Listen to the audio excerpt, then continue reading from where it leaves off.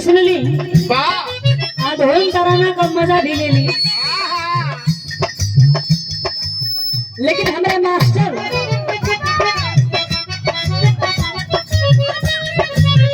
एगो बड़ी प्यारी भोजपुरी का तर्ज बजा दिलन। ए घड़ी मार्केट में बिल्कुल नया बा, आतनी अनछुई गीत बा। कौनो में हरारू कमरद इनका मतिन रहे।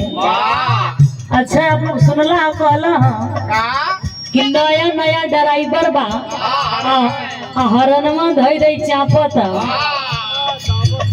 हरनमा धई धई दावत में तो इनकर बाल झड़ गई। लेकिन हमारी बात सुना और कुछ कहो कि हरियर खेती देख के चरे के ना चाहिए।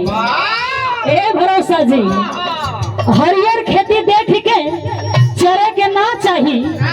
ई विधाता का दिहल जवानी है, एकरा के देख के मरे के ना चाहिए। लेकिन वो मरद मेहरारू के कहता कहाँ कहे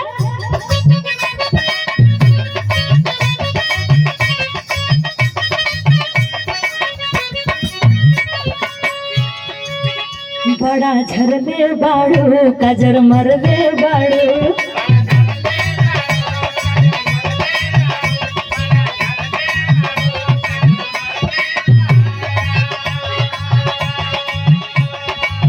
सुना हो रही से मूड तू बिगड़ले बाड़ू।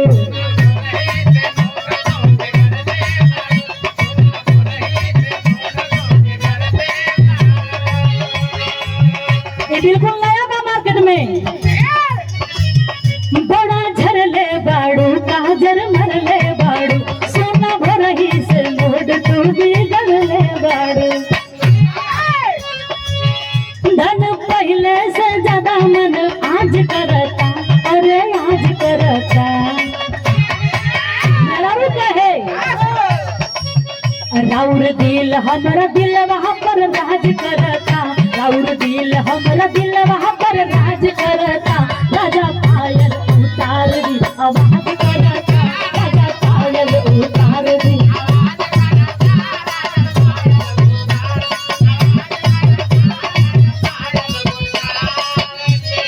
हे भरोसा जी, लेकिन यही में हम तनी कुरान से जले बानी।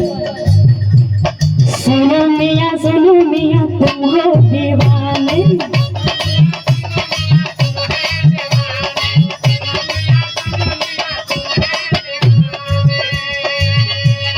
तुम हम पे मरते हो दिल कैसे माने।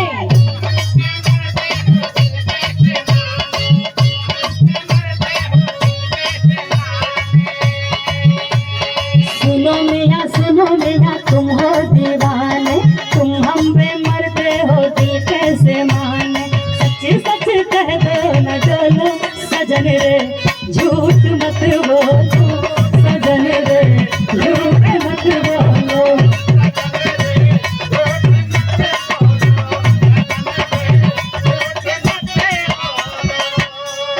तुम तो धोखेबाज हो, वादा करके भूल जाते हो।